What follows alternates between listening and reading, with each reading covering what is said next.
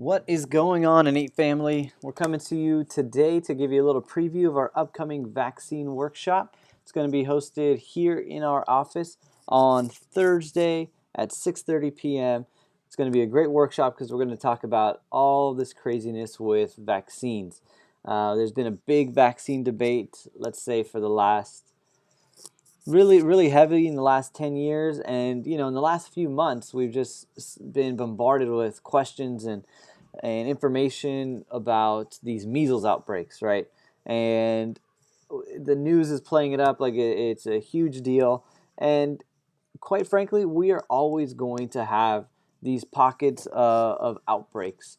And I was listening to a pediatrician who works for the CDC and goes over through these stats, and what he was saying made a lot of sense because he said there's always going to be these pockets where there's an outbreak, and it's not so much important as to how many people within an outbreak, let's say from New York City or in Orange County. It's not so many people if it's not doesn't make as much of a difference if it's 10 people or 100 people. What makes more of a difference is how many outbreaks there are. So let's say there's in one state, if there's 100 cities and 30 of those cities have an outbreak, then that's a different story. Then we're looking at some bigger things going on. When it's just these isolated outbreaks, and even if they're in a bigger city like New York, Orange County, it's not that big of a deal. And he was coming from the CDC. So looking at this, let's take a look at this chart. This chart is showing us measles over time. So from 1900 all the way to about 1990, it looks like. And you can see that on its own, way before the vaccine was introduced in 1963, measles was already on the decline. It was heading down, and this actually goes for a lot of the childhood illnesses, for chickenpox, for whooping cough, all of these. They just continue to decline way before they even thought to make a vaccine. So I want to read to you a quote here from a book written by Dr. Mayer Eisenstein, who is a pediatrician outside of Chicago. So one of the things in his book says that Professor Levy of Johns Hopkins University also weighed the odds of eradicating measles with mass immunization campaigns and concluded that if current practices of suppressing natural immunity continue, by the year 2050, a large part of the population will be at risk, and there could be, in theory, over 25,000 fatal cases of measles in the U.S. So what he's saying in that is that by approaching measles by mass immunization, and in this case, obviously, the MMR shot, we are suppressing the natural immunity of the body and of our society, of our culture.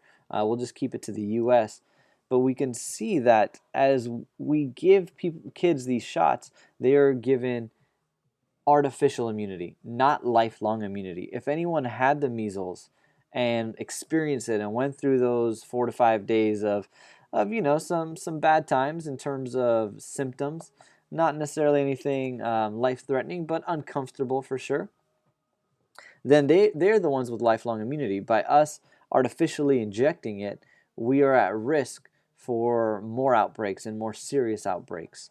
So let's go to one more quote here.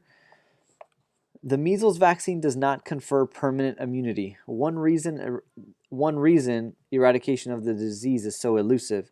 Epidemics regularly occur in vaccinated populations. Dr. William Atkinson, a senior epidemiologist with the CDC, admitted that measles transmission has been clearly documented amongst vaccinated people. In some large outbreaks, over 95% of cases have a history of vaccination.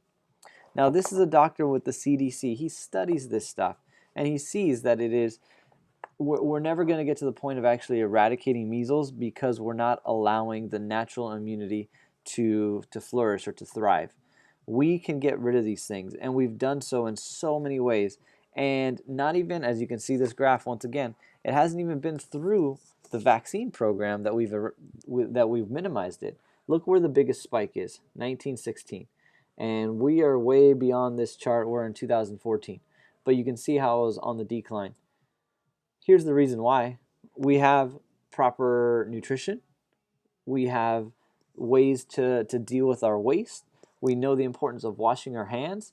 and waste management and proper sanitation. These things have taken us so much further than a vaccine ever will, because although we in chiropractic and in our office, we're not necessarily afraid of germs. We know they're all around us. As long as we keep a strong immune system, they're not going to take us out. We can deal with them. We'll have an immune challenge, but it'll be strong enough to overcome. These things right here have allowed us to advance so much as a culture and get these things out of our population, not the vaccines, because those are only artificial immunity.